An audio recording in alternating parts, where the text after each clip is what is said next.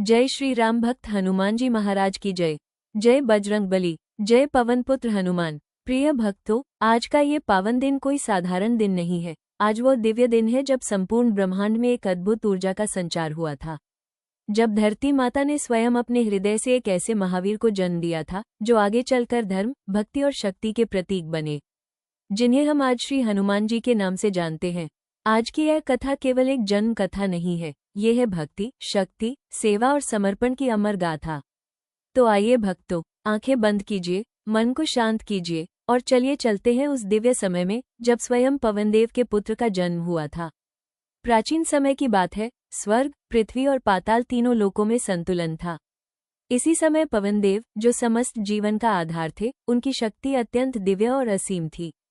उधर धरती पर एक अत्यंत तेजस्वी और तपस्विनी थी, माता अंजनी, जो अत्यंत श्रद्धा और भक्ति से भगवान शिव की आराधना करती थी। माता अंजनी का हृदय केवल एक ही प्रार्थना करता था, हे प्रभु, मुझे एक ऐसा पुत्र दो जो संसार का कल्याण करे, जो धर्म की रक्षा करे, जो अन्याय का नाश करे। उनकी तपस्या इतनी गहरी थी कि स्वयं देवता भी चकित हो गए थे। और फिर दैवी विधान के अनुसार पवनदेव ने माता अंजनी की सेवा और भक्ति से प्रसन्न होकर अपने दिव्य अंश को उनके गर्भ में स्थापित किया। यह कोई साधारण संयोग नहीं था, ये था ईश्वर का स्वयं का संकल्प। जब माता अंजनी गर्भवती हुई तो पूरे ब्रह्मांड में असामान्य घटनाएं होने लगी।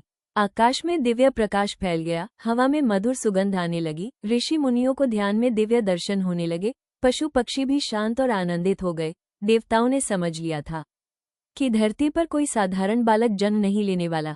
यह वो समय था जब अधर्म बढ़ रहा था, राक्षसों का आतंक बढ़ चुका था और धर्म को एक ऐसे योद्धा की आवश्यकता थी, और उसी आवश्यकता का उत्तर थे श्री हनुमान जी। एक पावन सुबह का समय था। सूर्य की पहली किरण धरती को स्पर्श कर रही थी, हवा में एक अद्भुत शांति थी, और तभी माता अंजनी के घर दिव्य प्रकाश फैल गया। स्वर्ग से पुष्प वर्षा होने लगी, देवताओं ने नगाड़े बजाए, गंधर्वों ने संगीत गाया, और उसी क्षण माता अंजनी की गोद में एक दिव्य बालक का जन्म हुआ। ये बालक कोई साधारण बालक नहीं था। उसके मुख पर तेज था, आंखों में अग्नि जैसी शक्ति थी और शरीर में असीम बल था। जैसे ही बालक ने जन्म लिया, पूरा वातावरण जय श्री राम की ध्वनि से गूंज उठा। जब बालक का जन्म हुआ तो माता अंजनी और पवनदेव अत्यंत प्रसन्न हुए। लेकिन प्रश्न था, इस दिव्य बालक का नाम क्या रखा जाए? देवताओं ने विचार किया और कहा, ये बालक स्वयं पवनदेव के अंश से उत्पन्न हुआ है, इसलिए इसे हनु, जबड़े में विशेष शक्ति प्राप्त है। क्योंकि एक घटना में बालक ने सूर्य को फल समझकर निगलने का प्रयास किया था और इंद्रदेव ने वज्र से उसके हनु, जबड़े पर प्रहार किया था। इसी कारण उनका नाम पड़ा हनुमान। हनु प्लस मान मतलब हनुमान, अर्थात जिनका जबड़ा अत्यंत शक्तिशाली हो। जैसे जैसे हनुमान जी बड़े होने लगे, उनकी शक्तियां भी प्रकट होने लगी। वे आकाश में उड़ने लगे, पर्वतों को उठाने लगे और कभी कभी ऋषियों के आश्रम में जाकर उनकी सेवा करते थे। लेकिन बाल हनुमान में एक विशेष बात थी, वे हमेशा मासूम थे, लेकिन जब कोई अन्याय होता था तो वे तुरंत शक्तिशाली बन जाते थे। एक बार उन्होंने सूर्य को फल समझ लिया और उसे खाने के लिए आकाश की ओर छलांग लगा दी। सूर्य देव घबरा गए, देवताओं में हलचल मच गई। तब इंद्रदेव ने वज्र चलाया और हनुमान जी के हनु पर प्रहार हुआ। लेकिन ये क्या, हनुमान जी की शक्ति और भी जागृत हो गई।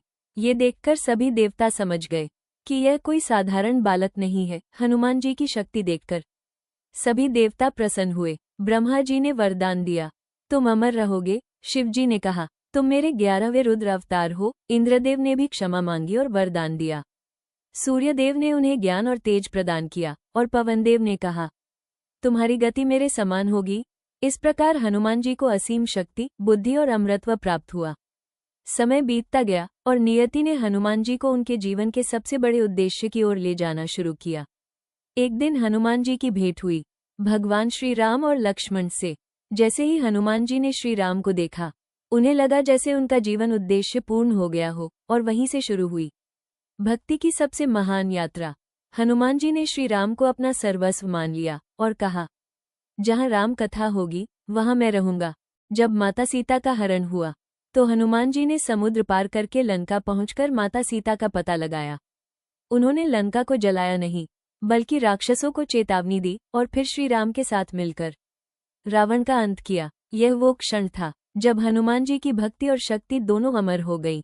भक्तों, ये केवल कथा नहीं है, मान्यता है कि हनुमान जी आज भी पृथ्वी पर मौजूद हैं। जहाँ राम कथा होती है, वहाँ वे अदृश्य रूप में उपस्थित रहते हैं। वे आज भी भक्तों की रक्षा करते हैं, उनकी पुकार सुनते हैं और संकटों से बचाते हैं। हनुमान जी हमें सिखाते हैं कि शक्ति तभी महान है जब उसमें भक्ति हो, ज्ञान तभी पूर्ण है जब उसमें विनम्रता हो, जीवन तभी सफल है जब उसमें सेवा हो। अगर आप सच्चे मन से जय श्री राम बोलते हैं, तो हनुमान जी स्वयं आपके साथ होते हैं। भक्तों, यदि आपको ये हनुमान जन्म कथा पसंद आई हो, तो इस दिव्य भक्ति को आगे बढ़ाइए। वीडियो को लाइक कीजिए, अपने मित्रों और परिवार के साथ शेयर कीजिए और हमारे चैनल को सब्सक्राइब करना मत भूलिए, क्योंकि आगे आने वाली हर कथा आपके जीवन में भक्ति, शक्ति और सकारात्मक ऊर्जा लेकर आएगी। जय श्री राम, जय बजरंग बली, हनुमान जी महाराज की जय।